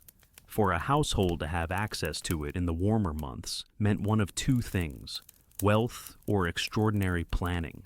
Even a small delivery could change the tone of a day. Butter that didn't melt into oil, milk that didn't sour, a cup of lemonade that cooled your throat and made your eyes widen in surprise. These weren't just pleasures, they were experiences of contrast, a way to feel the world in layers. You set the apple on the countertop and think of the people who made this moment possible. The men in heavy coats carving ice from riverbanks, their saws biting into the surface with rhythmic resolve. The drivers navigating narrow, muddy streets, trying not to let the blocks melt too quickly. The boy who delivered it earlier today, his arms dusted with frost, his breath puffing white in the early morning light. There was an entire economy built on cold. Ice companies flourished, their names printed on wagons and delivery slips. Some families kept a chalkboard by the kitchen door, where the number of pounds needed was written each week for the delivery man to see. Too much, and it would melt to waste. Too little, and your dairy would spoil. Timing was everything. And then there was the box itself, the ice box. Not every home had one. They were expensive, often passed down, repaired lovingly over the years, crafted from oak or walnut, lined with tin or zinc. They stood like proud sentinels in kitchen corners. Some had drip pans that needed frequent emptying. Others required careful layering to keep meats and sweets separate. It was part science, part art, and entirely a privilege. You recall reading that in some households, guests would be offered a glass of water with ice in the summer, not as refreshment, but as spectacle. To hear the clink, to watch the bead of condensation form on the outside of the glass, to feel, for a moment, the thrill of contrast in a world that was otherwise room temperature. Historians still argue whether ice truly changed domestic life or merely cooled the surface of things. Some say it revolutionized health and safety, extending the life of food, preventing illness. Others say it was simply one more thing the upper class could afford to flaunt. But perhaps, like many luxuries, its real power came from what it interrupted. A hot day, a warm mouth, a routine. You take a small paring knife and slice the apple. The blade moves cleanly, the fruit's flesh pale and firm. You bite into it slowly. It snaps. Tart and sweet and cold, not freezing, just enough to make your teeth ache pleasantly and your shoulders lift with quiet surprise. You close your eyes for a moment and let the coolness settle through your tongue, down your throat, until even your thoughts feel a little more crisp. It's easy to forget how rare that sensation would have been not so long ago. Today, we flip a switch or open a refrigerator. Cold is casual, predictable, but in this house, in this time, it was a treasure earned through labor, preserved through effort, and savored with reverence. You wrap the rest of the apple in a cloth and return it to the icebox. The door closes with a muted click, and as you turn back toward the hallway, you notice something small, a glass jar on a shelf, half filled with candied lemon peel, resting in syrup. Just behind it, a square of paper marked with careful script, for guests. You smile, perhaps later, after the next song, after the room quiets again. That will be your next surprise. You return to the parlor carrying your chilled slice of apple in one hand and a secret sense of wealth in the other. Not the kind that clinks or shines, the kind that cools your mouth when you least expect it, the kind that reminds you that even something as fleeting as temperature can become a moment to remember. Someone has begun playing again, this time a lullaby, soft and familiar. The lights glow low. The guests speak in murmurs now, the laughter replaced by sighs, stretches, half-finished stories. You sit, you eat the rest of the apple slowly, you listen. And as the juice glides across your tongue, sharp and cold and perfect, you realize what few in the city will ever admit, that one of the most remarkable kinds of luxury is not what lasts, but what vanishes. The last bite of chilled apple disappears, leaving behind only a trace of sweetness and that lovely, tingling memory of cold, the kind that reminds you you're alive, even as the night deepens and the hour tucks itself into silence. You set the empty cloth aside and feel the change in the air, a quiet breath of something deeper, more still, more waiting. The gaslight flickers, a draft brushes your ankles, and suddenly, you feel the chill not just in the room, but in your bones. It's not freezing, not truly, but the edges of warmth are slipping, and instinctively, you find yourself longing for fire, not metaphor, not warmth of company or song, a literal fire, the kind that glows orange in a hearth, the kind you can hear crackle and watch flicker, the kind that wraps itself around you without asking questions. You step quietly out of the parlor, where the last few guests still whisper over half-finished cups, and make your way toward the staircase. The hall feels different now, more narrow, more aware of its own darkness. A single wall sconce hums above, casting long shadows on the plaster. The air grows colder as you climb, and each step upward brings with it the memory of something once taken for granted and now dearly desired, a fire waiting in your room. In 1800s New York, heat was a privilege. Most homes relied on stoves or fireplaces, and often only one room, usually the parlor, was consistently warm. Bedrooms, hallways, and washrooms were left to the mercy of the weather. Children went to bed in socks and wool caps, windows iced over from the inside. Your breath formed clouds above your pillow. Warmth was something you borrowed for a few hours, not something you owned. To have a fire in every room, that was rare, that was luxury. You reach your room and open the door slowly. The gas sconce near the bureau is still lit, casting a gentle pool of gold onto the floor. And there, near the far wall, sits the small tiled hearth, and within it, the blessing you hoped for. Flame. A small one. Low and steady.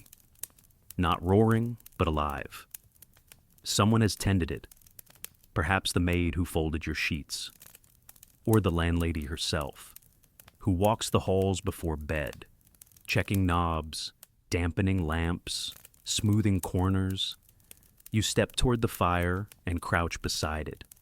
The tiles around the hearth are warm to the touch. A few charred pieces of wood rest on the grate, glowing at the center like coals from a story you almost remember. You hold your hands near them, palms open, and feel the heat seep inward. Not sudden, not scalding, but slow and certain, like someone saying your name in the dark. You think of the effort that brought this flame into being. Firewood hauled from the alley behind the house. Ashes swept and scooped and carried out in the early morning cold. Kindling split and stacked. Matches struck. Bellows used with care. Fire wasn't automatic. It was earned. And keeping it alive took practice, attention, and more than a little patience. Some homes used coal. It was denser, longer burning, a favorite among the practical. Coal stoves hissed and clanked, their iron bodies glowing with heat and purpose. But even coal had to be delivered, stored, carried. The comfort it gave was measured against the effort it demanded. You recall how some wealthier families had entire systems devoted to heat, grates built into the floors, ducts that led warm air from stoves on the lower level into bedrooms above. In the most fashionable townhouses, there were even heating systems that used hot water pipes, early radiators with decorative panels. But those were rare. Most relied on flame. Most lived by firelight, both for warmth and company. You pull a chair close and settle in, letting the warmth gather around your knees. The fire pops once, then settles. The scent of wood smoke is faint but familiar. It smells like home, even if this isn't your home. It smells like memory, even if you've never been here before. Fire has always drawn us together, Around it, stories are told, bread is baked, hands are held out in silent need.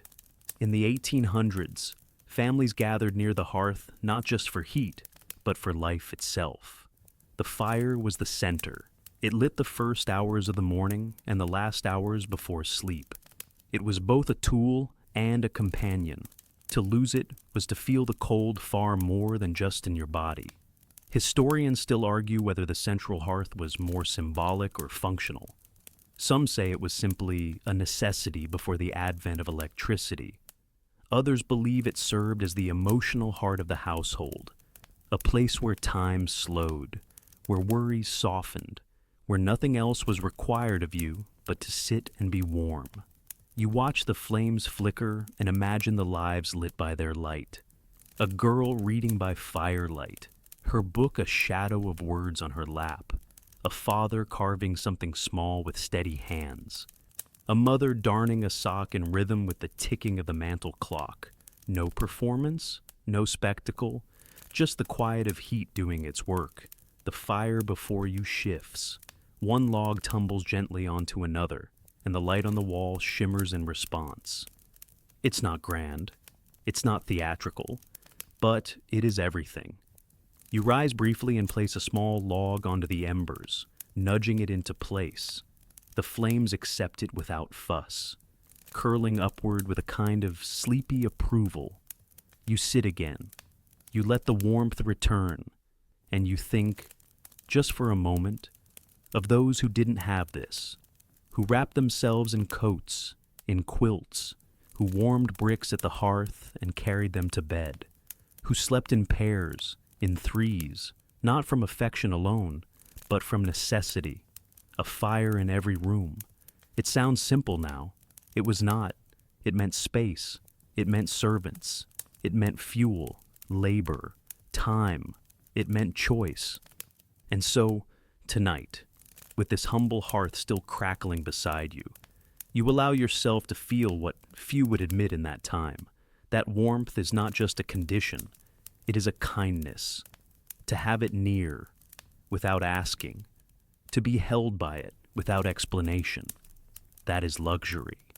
You lean your head back, your eyes half closed. The gaslight flickers above. The fire glows below. The house is quiet. And for this one moment, there is nothing more you need. The fire continues its soft murmur as you remain seated, the warmth easing through your legs and spine like a slow exhale. Outside the window, the city has quieted, carriages have thinned, footsteps faded, and the wind hums gently between the buildings like a lullaby meant only for bricks and rafters. You shift slightly in your chair and feel the fabric beneath your fingertips, thick, soft, woven with care. It's not just the fire that makes this room feel rich. It's the layers, the softness, the textiles. You glance up, and your eyes rest on the curtains. They billow faintly with the draft from the sill, drawn loosely back with tasseled cords. The fabric is dense but delicate, perhaps a damask or brocade, the kind of cloth that once required hand-loomed care, the kind dyed with patience, sometimes using insects, roots, or minerals to capture that precise, dusky rose or softened gold. In 1800s New York, fabric was not just a matter of comfort, it was status made visible. Heavy curtains, embroidered cushions, and even modest carpets were declarations of taste, of wealth, of a household's ability to tame both chill and echo. Homes that once echoed with emptiness could be hushed into intimacy with the sweep of thick velvet. Not every family could afford imported materials, of course, but clever seamstresses in the city markets often repurposed discarded finery, crafting new elegance from someone else's forgotten drawing room, in boarding houses. It wasn't uncommon to find parlor drapes made from old ball gowns, cut and lined and hung with pride. You brush your fingers across the seat cushion again, tracing its tight weave. It feels warm, even when the room is not. That was part of its power.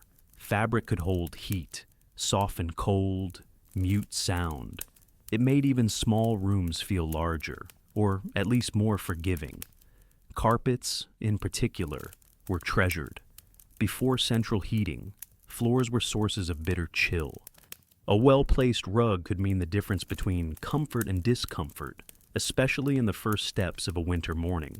Some families prized their parlor carpet so highly that it was rolled up during gatherings, protected from muddy boots or spilled tea, only unfurled again for special guests. In wealthier homes, Persian or Turkish rugs made their way into front parlors or libraries, dazzling in color, almost hypnotic in their design. But even homes of more modest means found pride in woven or hooked rugs, handmade with remnants of old clothing or yarn. It was not the cost that mattered, but the presence, the visible sign that warmth was not just a wish, but something practiced, preserved. You stand now, slowly, and take a few quiet steps around the room. The carpet softens your tread.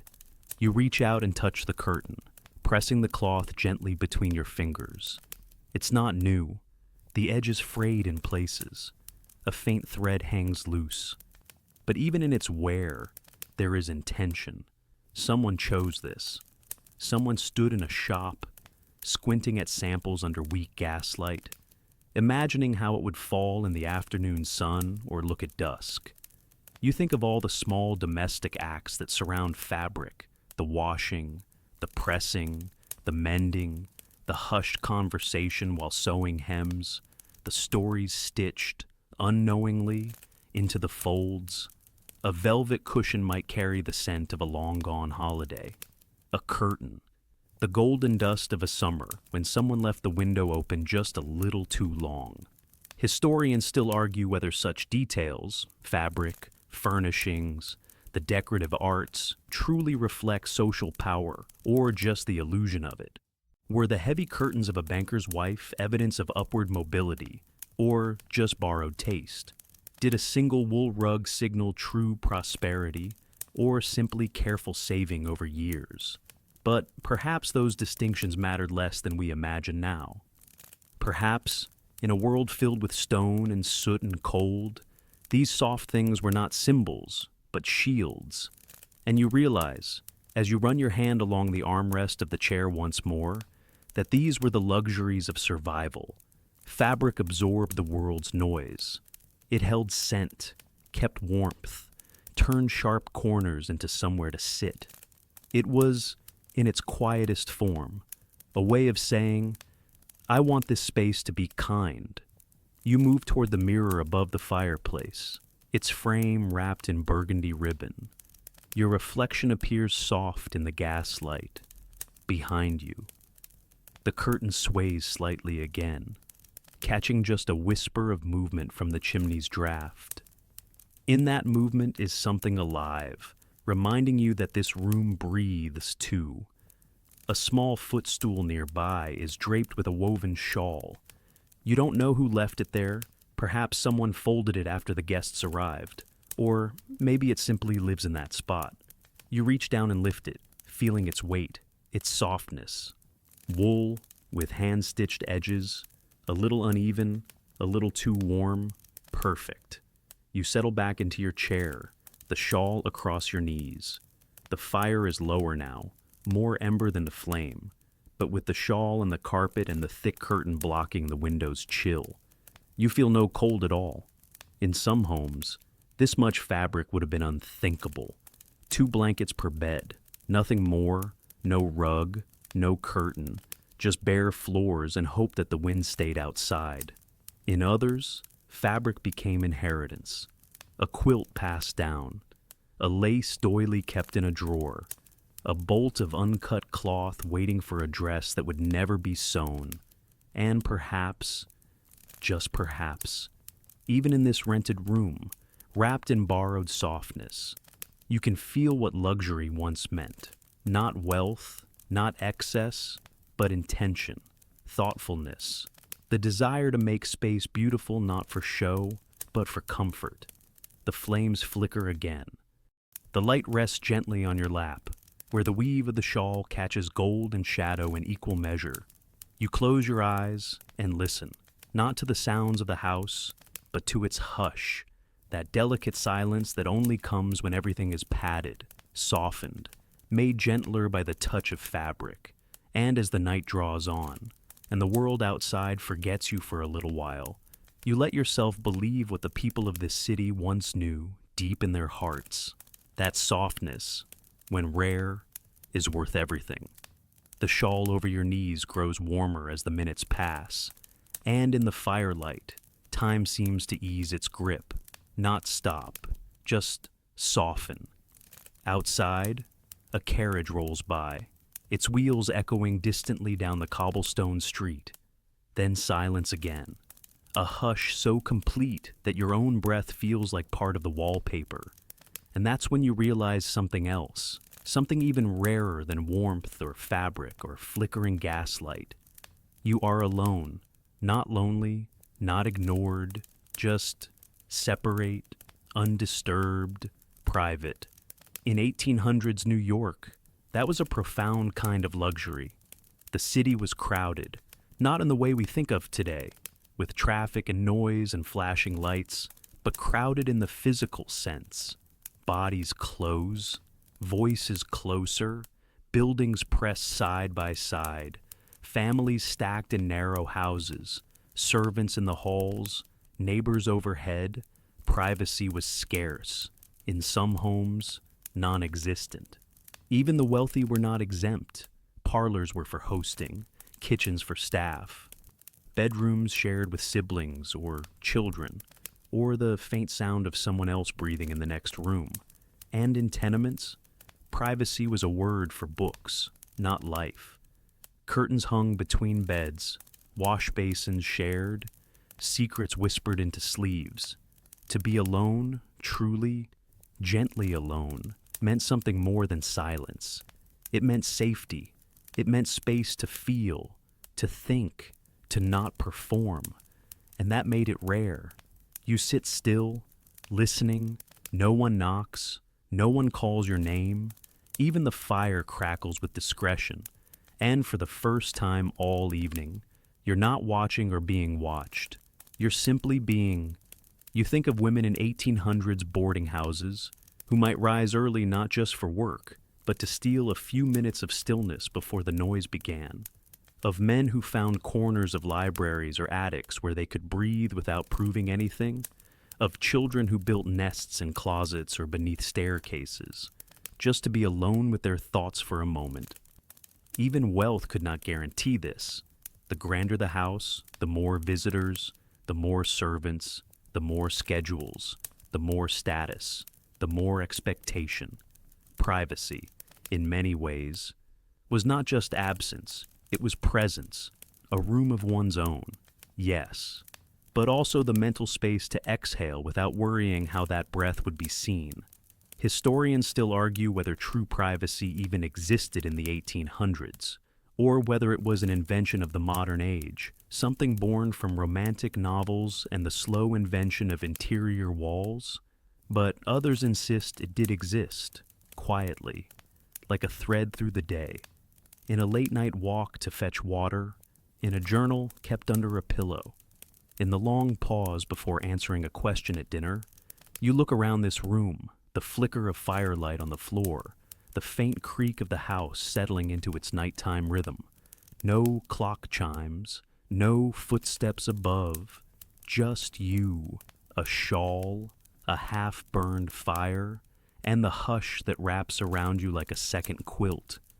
This was what some called quiet time. Not the official kind, but the real kind, the stolen kind. The moment after everyone's gone to bed, when you're still awake, when you write a letter you'll never send, when you reread a note from someone you miss, when you just rest, without planning the next thing. It wasn't always peaceful. Sometimes this solitude brought grief, or guilt, or questions you'd spent the day avoiding. But even that had value, space to feel, to sift, to let a thought run its full course without interruption. You imagine a young woman in a house like this one, sitting where you sit, her skirts rustling as she shifts in her chair. She's writing a poem she'll never show, or perhaps darning a glove while reciting lines from a novel in her head. Perhaps she's simply staring into the fire, like you are now, letting it speak without asking for conversation. And just like you, she treasures this time, not because it's special, but because it's hers. You rise slowly and walk to the small writing desk in the corner. Its surface is polished smooth from years of elbows and ink blotters. There's a folded piece of paper left open, perhaps forgotten, perhaps left on purpose. Beside it, a glass ink bottle and a stubby pen with a brass nib. You don't write anything. You simply sit for a while, your hand resting on the page. This, too, is privacy. No deadline, no purpose. Just being in a moment that doesn't need to be shared. Outside, a dog barks once and then quiets.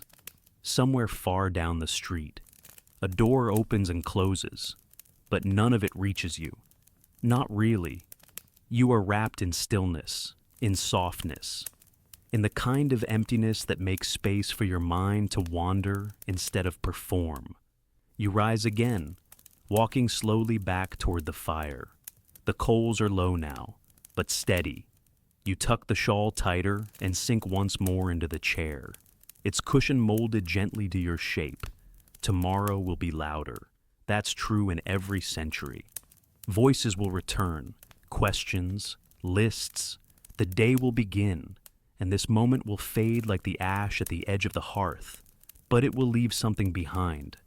The memory of this hour, the feel of this hush, the rare, quiet presence of your own thoughts with no one else in the room. And that is a kind of wealth no currency can hold. You close your eyes, not to sleep just yet, but to listen more closely, not to the world outside, but to yourself, your breath, your warmth, the inner hush that rises when the outer hush is given room.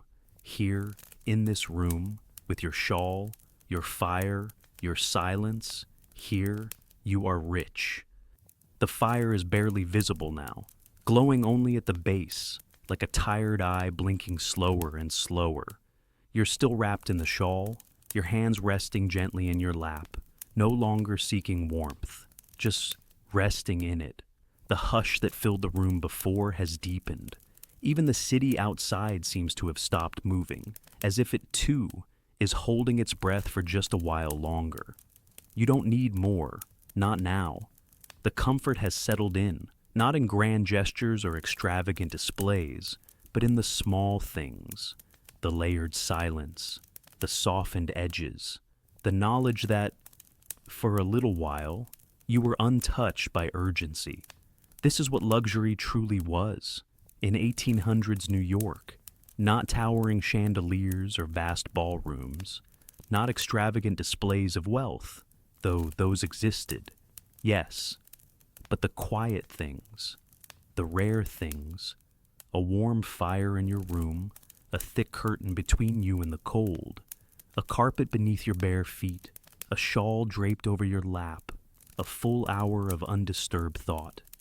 And maybe that's what we miss when we think of the past as only hard or only harsh, because within all that coal dust and noise, inside the cramped rooms and heavy layers, there were also corners like this one, places where time slowed, where care was taken, where the city's relentless climb paused just long enough for someone to breathe. You imagine the city then, not as a blur of progress, but as a collection of quiet rooms like this, little islands of hush, of flickering lamplight, of secret poems and hand-stitched cushions and a moment's peace before sleep, a maid lighting a bedroom fire without a word, a child waking in the dark and finding warmth still lingering on the stones.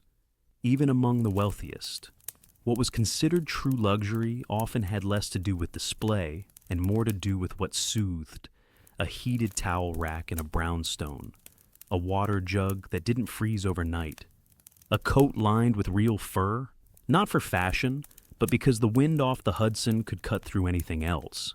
Historians still argue whether these comforts softened the class divides or only made them sharper. But in this room, those debates feel distant, like bells muffled by snow. Here, you're reminded that comfort, when it comes, asks nothing of comparison. It just is. It wraps. It stays. It hums. And now, the fire gives its last faint crackle, a sigh more than a sound. You lean back, letting the room take your weight. The chair creaks, just once, like a yawn, and then stillness again. Your eyelids grow heavy, your shoulders soften by the rhythm of the hush. The window pane shows no movement now, only a wash of soft moonlight. The curtains don't stir. The carpet drinks in the sound of your shifting. The desk waits with its folded paper. The room, in all its quiet layers, remains. And in a century that moved faster than anyone could prepare for, the fact that this moment was once real, this peace, this pause, this gentle exhale, feels like a gift. You've wandered through an evening woven with silences, the silence of warmth that doesn't need to be chased, the silence of rooms built for more than efficiency, the silence of thoughts allowed to stretch out without interruption. And now, all that remains is rest, not just sleep, though that too, but rest in the deepest sense, a return to the self beneath the noise, a sinking into softness that doesn't need explanation, a slow folding inward like petals at dusk. The chair beneath you is worn in all the right places. The shawl over your knees holds the scent of old wool and faint lavender. The fire has dimmed, but its warmth lingers like a kind farewell. And outside, the city holds itself together through another night, unaware that you've glimpsed something precious. What was considered luxury? This, all of this. The permission to be quiet, the right to be warm, the space to be alone with yourself, without fear or demand or urgency. The knowledge that someone lit this fire for you, that someone tucked the corners of this shawl, that a room, somewhere, was made ready, not for performance, but for peace. The lights do not need to be extinguished all at once. Let them fade. Let the last flicker settle into the floor. Let the night draw its curtains gently. Let the hush stay just a little longer. And when sleep finally finds you, may it feel like this room, small, soft, and yours. Sweet dreams.